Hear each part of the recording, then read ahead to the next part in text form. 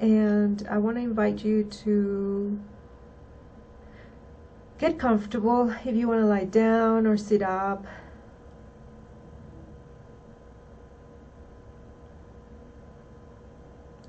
I invite you to close your eyes and place your hand on your chest.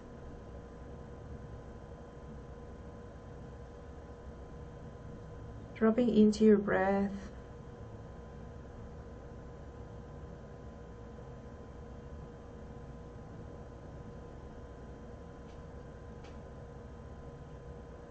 Bringing your awareness into your heartbeat.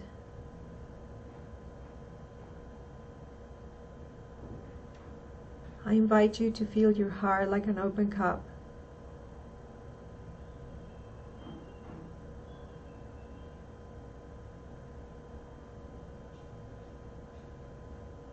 Dropping in with your awareness like a little ball of light.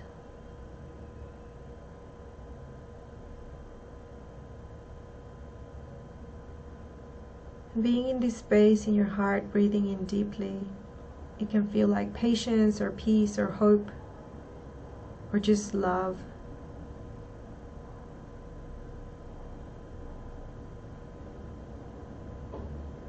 And from here, I invite Quetzalcoatl into the center of our circle.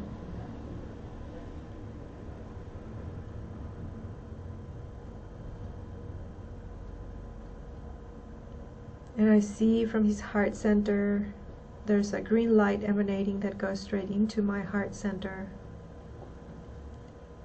And from my heart center, it starts going into each of the participants' heart center towards the right, forming a circle of light that brings us all together into this transmission.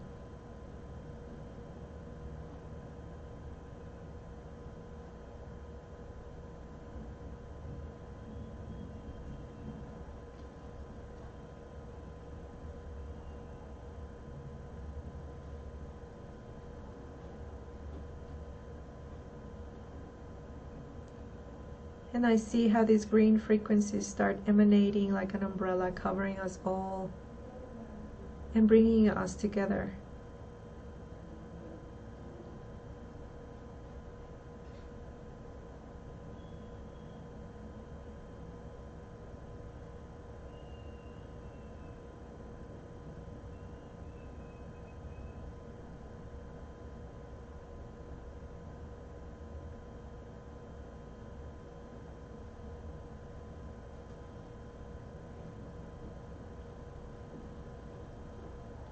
And I see these feathered codes going into each of our crowns and coming into our central channel.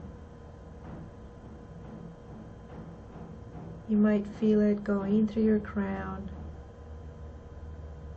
or just simply knowing that his frequencies are going into your personal space.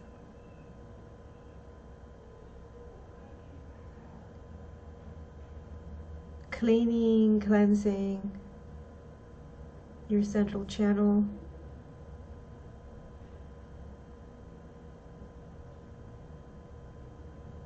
You could feel his movements.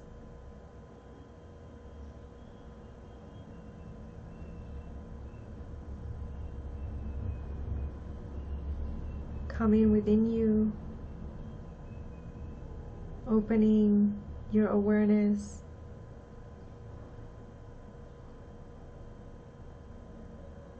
Descending through each one of your energetic centers, into your third eye, into your throat, into your heart center, your solar plexus, your sacral, your root. From your root coming out, rooting you into the earth.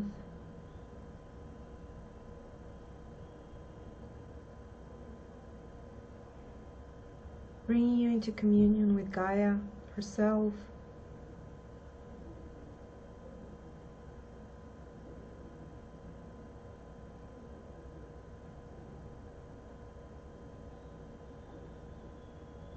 And I see there is this need for discharging, like there is a lot of energetics, energy work that has been, it's not stagnant as such, but it's like residual and wants to be mobilized at this time.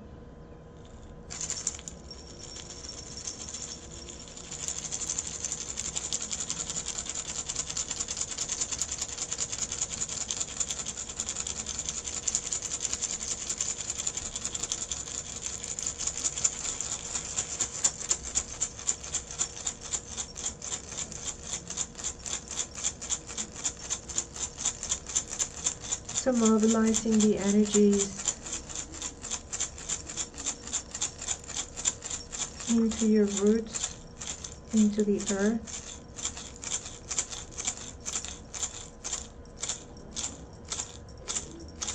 Allowing for clean energy to come into your system.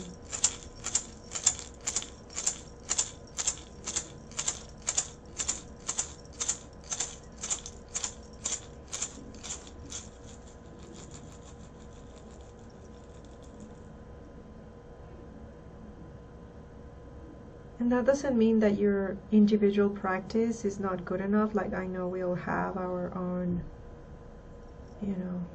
like self-cleansing practices and all. But whenever we come to a group setting, we can always reach, those crevices, those spaces. And with his own bird's vision, we're able to see a lot more where something might be needing more attention.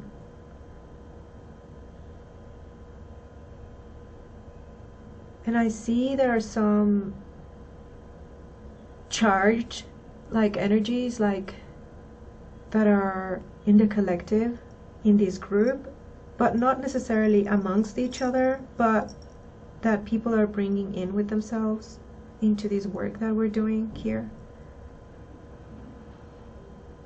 There's a lot of heartache and a sense of maybe betrayal, like someone feels betrayed in their own personal life. And Quetzalcoatl brings this vision of there is no such thing as a betrayal for your soul. Maybe the ego feels hurt, the ego could feel betrayed, but the soul never is betrayed because everything is for the soul. Like, how is this betrayal working for you? What is it wanting to show you about this relationship or about this person or about this offering that you've been doing? Or what is it that where is it that you have been allowing for this to occur? And he's putting up a mirror and saying, where are the places that you're betraying yourself to begin with, loved one?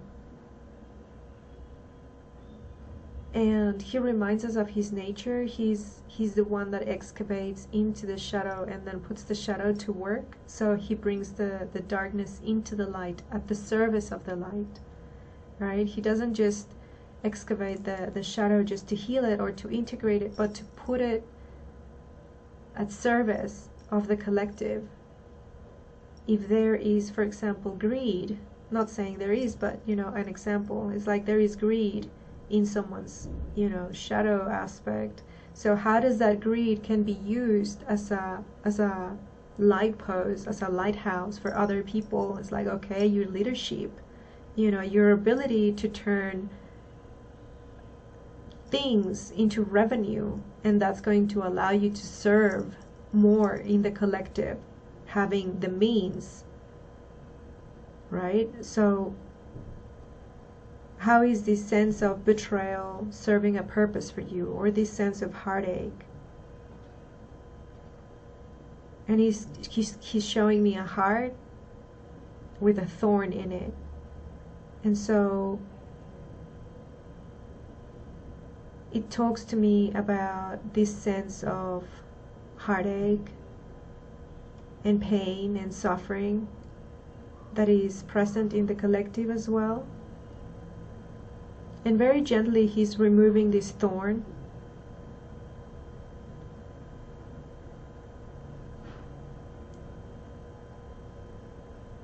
And what becoming aware of our own heartache does is that it allows us to delve deeper into our own open-heartedness. Pain is a doorway. When something hurts, it's because it's alive. And he's inviting us to see that pain is, like the key to open a door that will get us somewhere into deeper relationship with ourselves.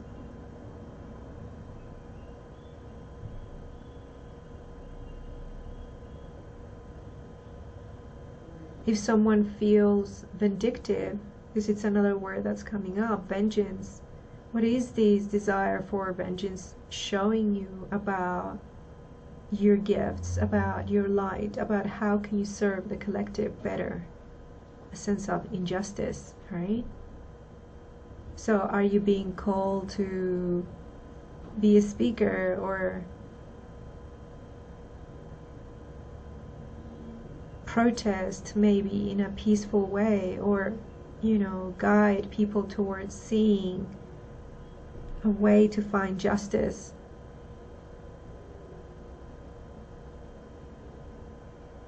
If you feel abandoned, how can you make sure that you are giving yourself the radical acceptance and love so that you can guide others into finding their own source for radical acceptance and self-love?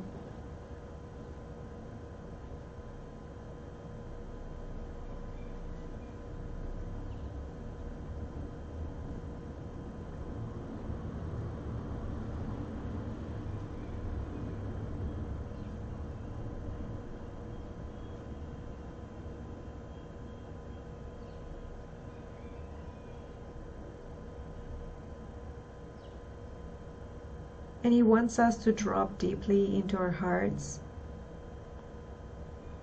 and ask ourselves, or allow for the answer to emerge. Just simply be in a receptive state. Where is it that I need to go now into my heart? Where are the wounds that I can tend to at this time? Where is it that I need rest and recuperation? Is it my mental body? Is it my physical body? Is it a particular aspect of my heart?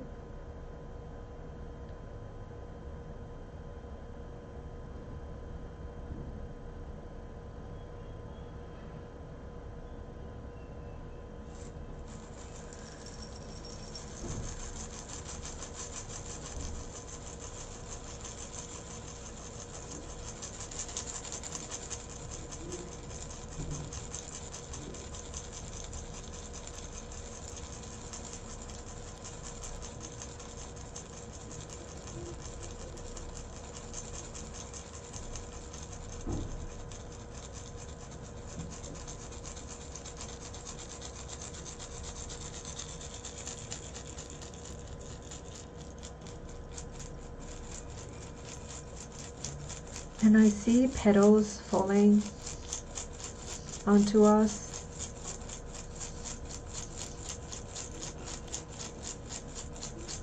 Petals of different types of flowers.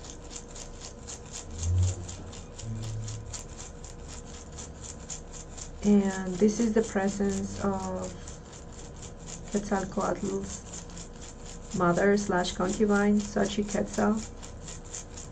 And she brings beauty and love like a balm.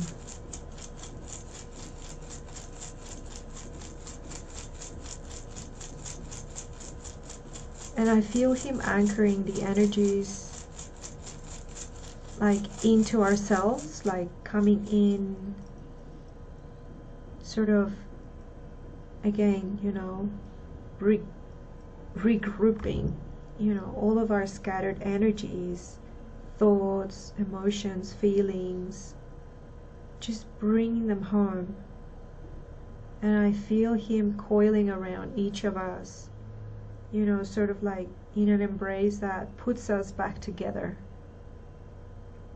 And these petals, this energy of love, of this soothing energy, permeates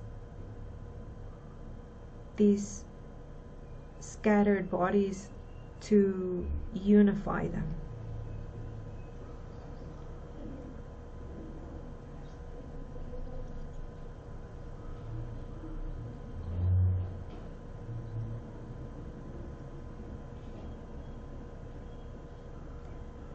And just feeling these sort of like being contained, right? Without it becoming suffocating, just enough, just hard enough around your own ethereal bodies to feel like a warm hug.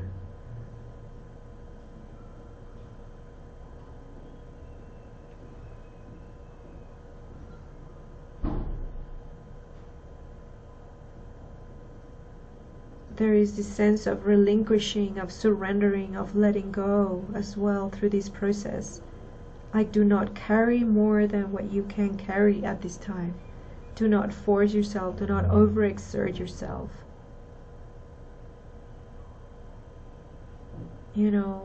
This is a marathon, not a sprint. Like, dosify your energy.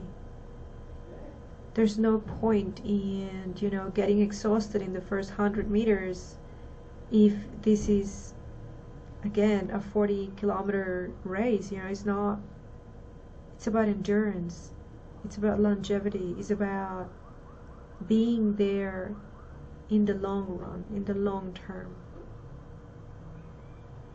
So whenever you feel exhausted or worn out or over-demanded, it's time to come back into center, to journal, to hydrate, go back to basics. How can you tend to your soul? Because I feel like you've done a lot of work, very intense, very deep work, and now it's time to start tending to that heart.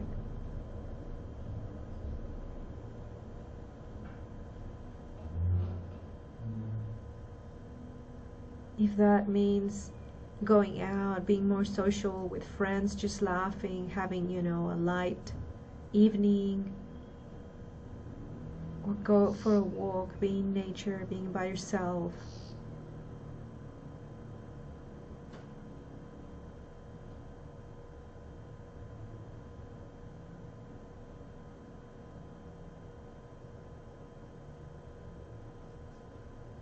And I feel like Quetzalcoatl is always a figure that is always, pushing, going deeper, going further. But now it's like it's going to get heavy again. And in order to be able to sustain the energetic demand for next year, for now there is this sense of coming into and tending to yourself.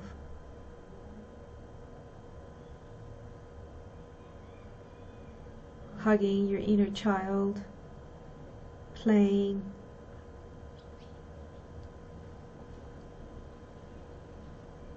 It's like there's no need to be so serious. The next couple of months, lighten your own load.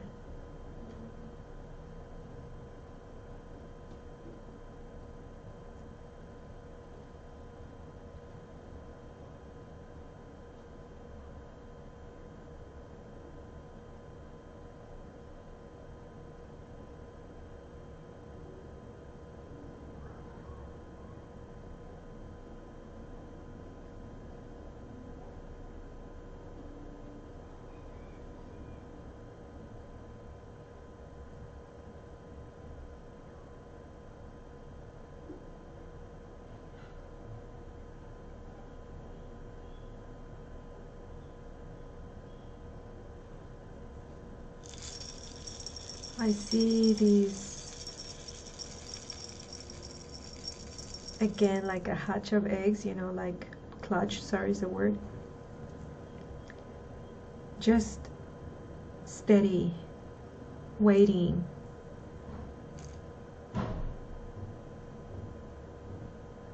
Gestating, like coming, you know, reshaping. There's been a lot of renewal.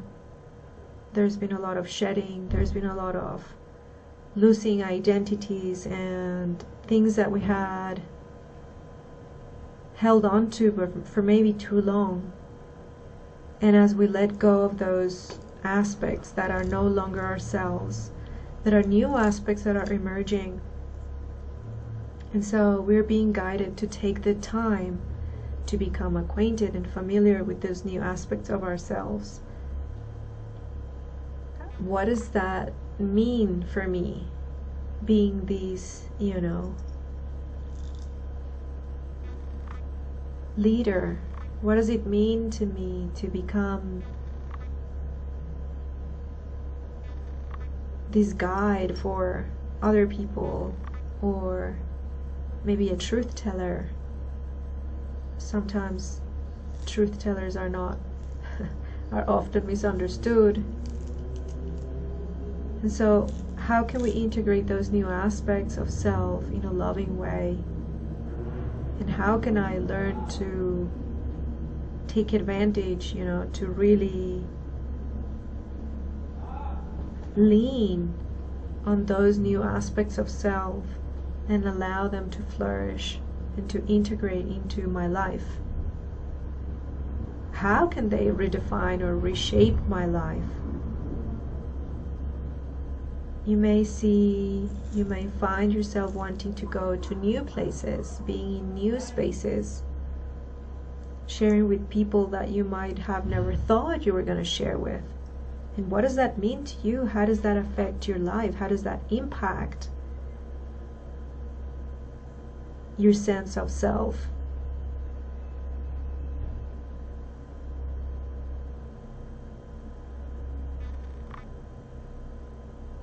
Give yourself time for integration.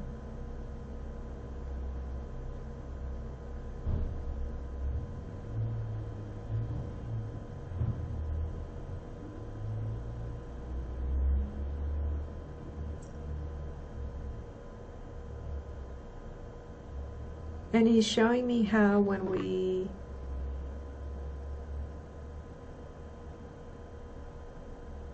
put a seed in the earth, you know, you water it, but you don't open back up the earth in order to see if it's sprouted already, you know. You put the seed, you cover it, and then you tend to it, knowing that in the seed resides the wisdom that it's going to tap into in order for it to sprout and become, you know, whatever it is that you planted, whether it's a tomato or an oak. But the seed carries all this wisdom. And so these seeds that have been planted within you, you know, they need time in order to sprout. But you don't go and unearth them just to see if they are doing their thing. So that's why we're being called to slow down. Not out of defeat, but out of wisdom and out of respect for the process. There are certain things that cannot be rushed.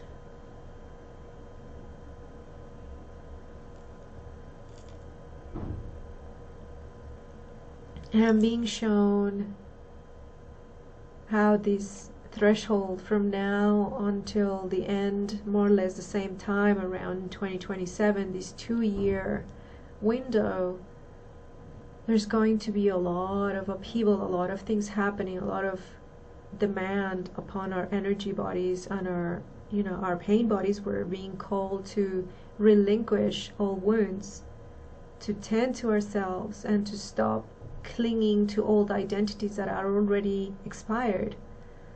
But that is a process that can be confronting, and it can be painful for a lot of us. So whenever you have the time or whenever you're given the instruction to rest, I encourage you to do so, because we're going to keep at it.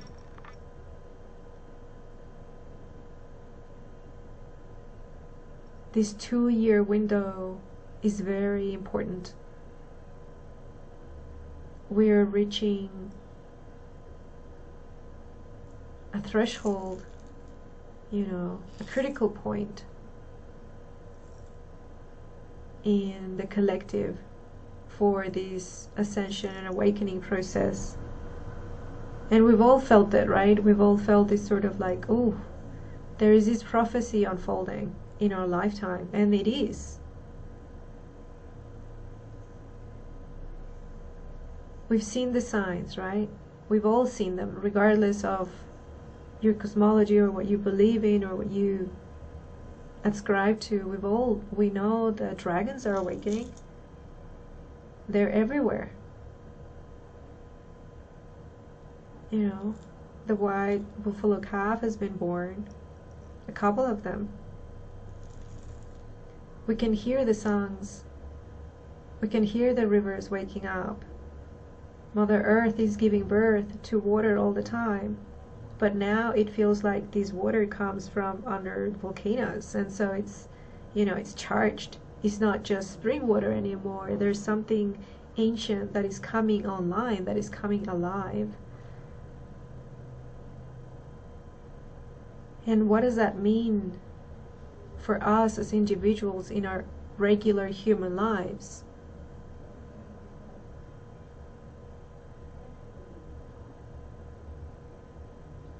How can we put ourselves at the service of this collective rising, of this awakening? Because we are a part of it, otherwise we wouldn't be here together.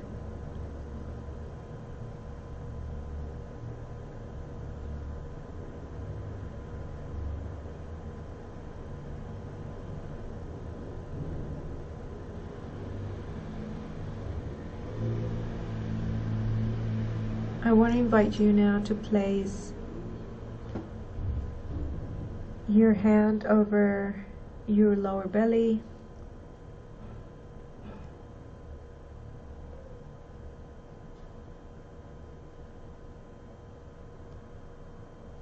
and I want you to visualize or simply know that in this space, hovering just about your skin, there is a chakra that is called the holy or sacred womb chakra. And this chakra is there even if you're a man or a woman. And what Quetzalcoatl wants us to do is to come online with this energy center. This is the most powerful creative center, right? It's the center of manifestation. And awakening this sacred womb chakra means that we can start tapping or accessing our ultimate, manifestation point or place of creation. And it's slightly different than all the other chakras, and you might experience it like a plate or a disc.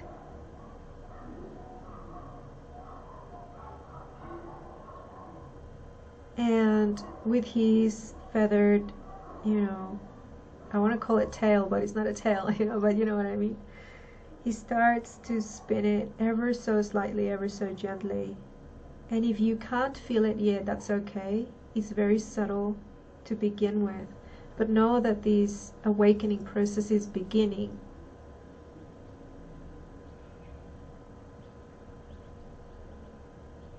And awakening this chakra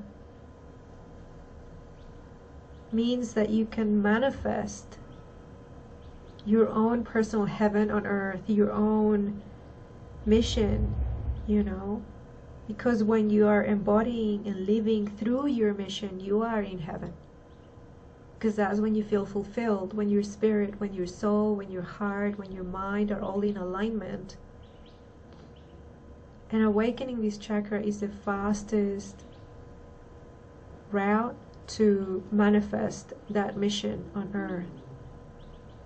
So this is this gift that he bestows upon us today, waking up to this energy, bringing it online into our awareness.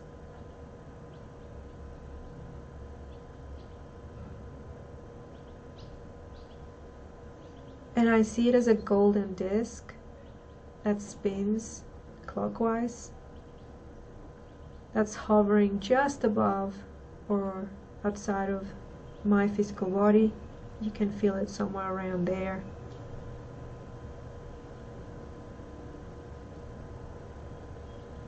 And we're invited to connect consciously to this energetic center and feed it consciously as well. Because it's going to show us the path of least resistance to our realization, to our individuation. You know, if you follow Jungian psychology, it's just this process of what is my purpose, because we all have a purpose. And coming into alignment with that purpose is going to bring you immense joy. And that is Quetzalcoatl's promise to humankind, right? When he brings music to the people, he says, you no longer have to make human sacrifice. You can sing, you can dance for me. You can dance for the gods, for the teotls. You can sing for them, you can dance. You no longer need to kill or to extract hearts or to raid other towns. All you have to do is that. So through joy, our human happiness, creates this closed loop of I'm feeding the divine and the divine is carrying me, because our joy is Quetzalcoatl's joy, ultimately.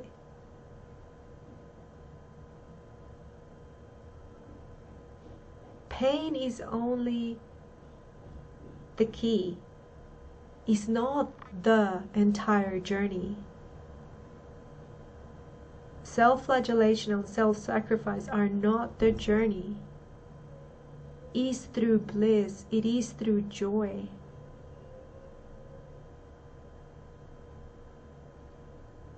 And something we know in, the Mexica way of life is that Quetzalcoatl is the sun shining upon us. He brings us that connection to aliveness.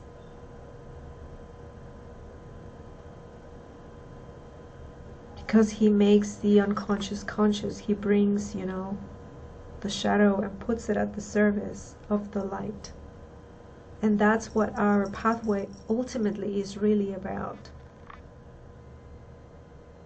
Self-refinement.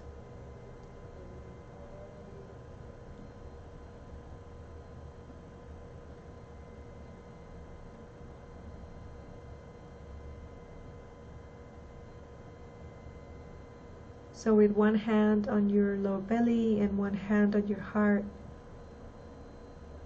I want you to simply know that there is a loop, an energetic sort of circuit that is being created from your heart into your sacred womb chakra. Creating this loop will give you the strength that you need, to push, to continue going outwards, to continue giving out your service, to continue pouring from the cup of your heart, and without feeling the interference from your personality or your ego or your personal desires. What you're manifesting is being drawn from your heart.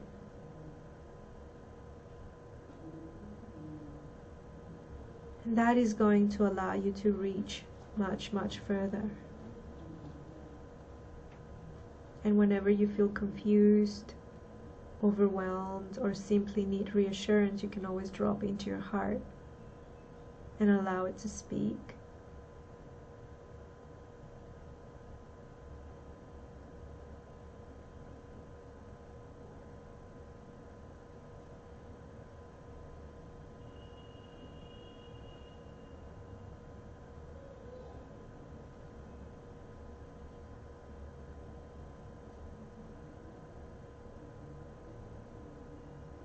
Breathing in deeply and coming into your center.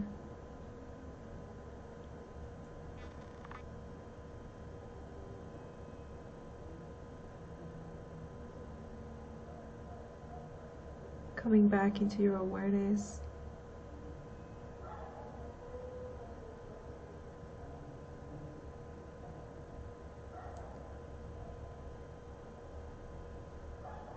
Allowing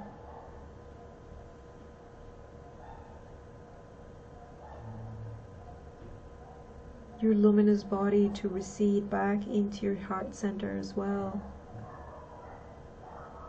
All this unfolding that happened, bringing it back slowly and gently, receding with your awareness.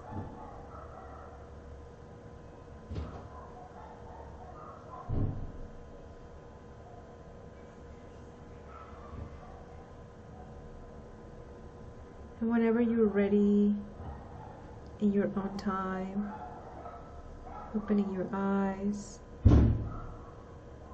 wiggling your toes, moving your arms, sitting up if you're lying down, or just,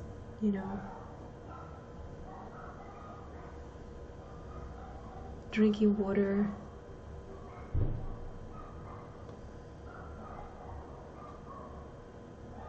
And taking the time to integrate these codes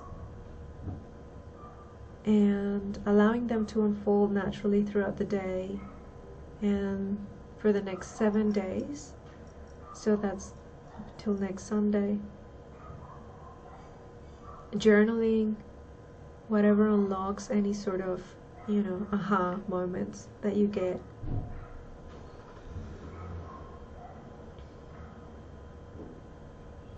Thank you so much.